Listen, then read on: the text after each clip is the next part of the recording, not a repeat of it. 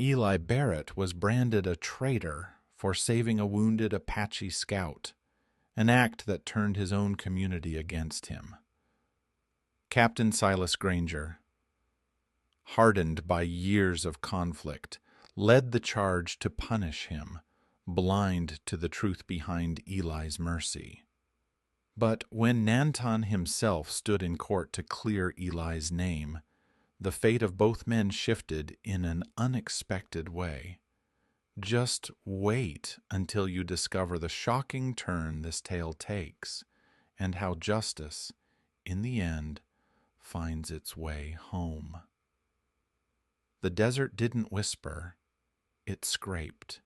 Dry wind scoured the rocks and brush, hissing like old grudges too stubborn to die.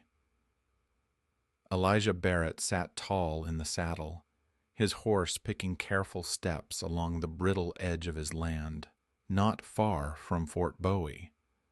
A man alone, by choice and by consequence. His ranch sat where maps ran thin and help came late, if it came at all. Midday heat hung heavy as iron, warping the air. That's when he saw it. A shape slumped beside a dying mesquite tree. He pulled his horse to a stop, narrowed his eyes.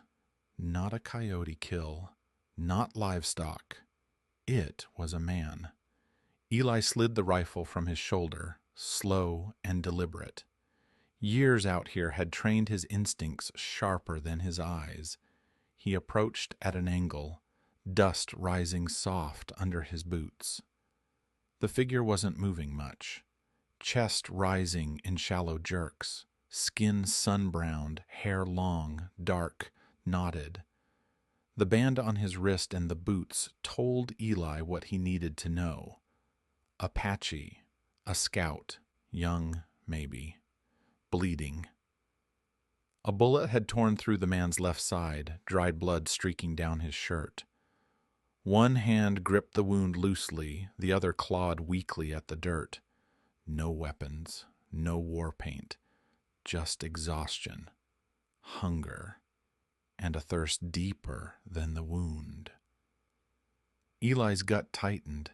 He'd lost cattle to raids, friends to ambushes. He had reason to walk away. And yet, he didn't. He crouched low. The scout's eyelids fluttered open, just enough for their eyes to meet. What Eli saw wasn't hate. It wasn't even fear. It was something worse. Resignation. Eli unhooked his canteen, lifted it carefully. The scout didn't flinch, didn't beg, just drank, slowly, coughing once, then more steadily. Still no words. Eli tore a strip from the cleanest shirt he had in the saddlebag, pressed it firm against the wound. The scout grimaced, but didn't resist.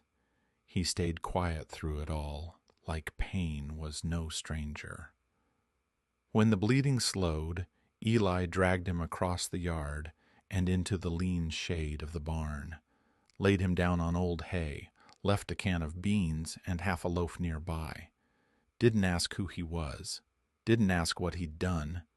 He didn't expect thanks, wasn't sure why he'd done it himself. By dusk, the scout was asleep. By dawn, he was gone. Eli stepped outside and froze. The horizon moved. Hundreds of shapes emerged from the hills, silent, slow, purposeful. Riders, warriors, painted ponies, feathers shifting in the morning breeze. Not 5, not 50, 400 Apache. They had circled his barn like a ghost army.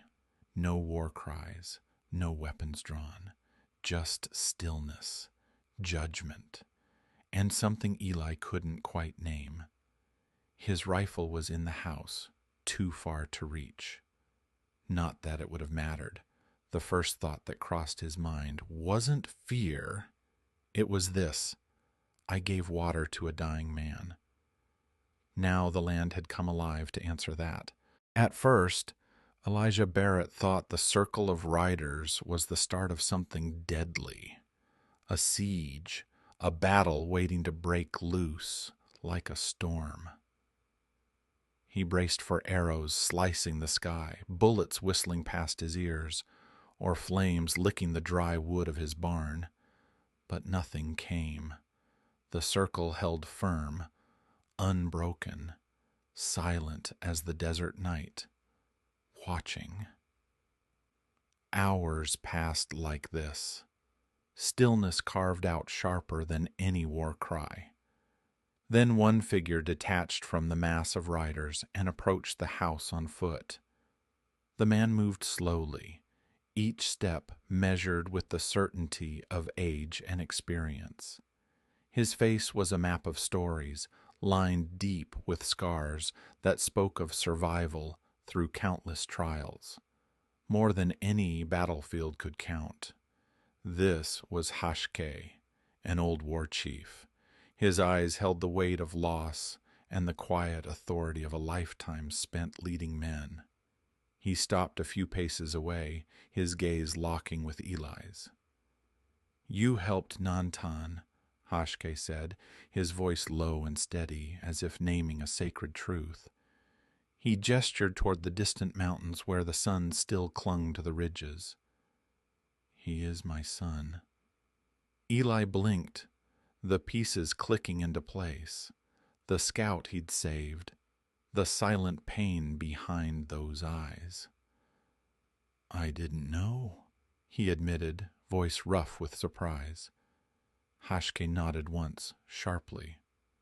"But you helped anyway." There was no accusation in those words, only acknowledgement, and in that, a kind of respect. Eli's grip tightened on his rifle, then loosened, but he didn't lower it all the way. Not yet. "What happens now?" he asked, wary.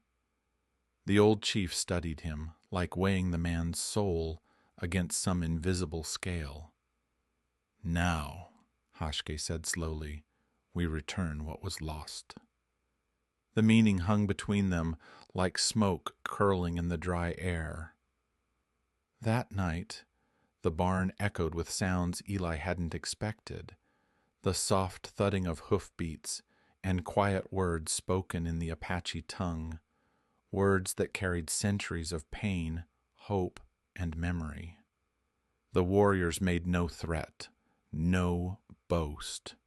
They simply stayed close, their presence a testament to a bond forged in an unlikely moment of mercy. Before dawn, they left as silently as they had come, blending into the desert like shadows at first light. No fires, no damage, no sign they had ever been there, except for one small gift. A pouch of silver coins, weathered but valuable, lay on the worn floorboards, and on the barn door, carved deep into the wood, a single word: "To brother." Eli ran his hand over the letters, feeling the rough grooves beneath his fingertips. In that quiet word was a promise, a bridge across a divide older than the land itself. But peace, like the desert, was never simple. 2 days after the riders vanished into the dawn, the quiet of the desert was shattered again, this time by the thunder of hooves and the sharp clatter of boots on dusty ground. A troop of U.S. cavalry rolled in, their uniforms crisp against the rough landscape, led by Captain Silas Granger, a man whose reputation was carved from decades of skirmishes and bloodshed. Granger had been fighting these lands and its people since he was barely more than a boy of 16. Hardened, relentless, and unyielding. He'd heard the whispers in town, rumors about the strange horse circle that had appeared around Eli's barn. Now he demanded answers. His voice cut through the still air like a whip crack. You gave aid to the enemy, Granger snarled, eyes burning with accusation. Eli stood firm, voice steady but calm. I gave water to a dying man. Granger's sneer deepened. That dying man killed 3 settlers near Tombstone. His name is Nantan Hashke. The name hit Eli like a blow. He stiffened, but said nothing. The soldiers took no time before hauling Eli off, chains cold and unyielding around his wrists. Silent, he rode with them to the fort, his heart heavy but his spirit unbroken. Back in town, the world he knew turned against him. He was branded a traitor. Neighbors who once nodded in passing now spat in his direction, eyes dark with suspicion and fear. His livestock disappeared overnight, stolen by hands he once called neighbors. The general store shut its doors to him, refusing credit or kindness. But Eli said nothing.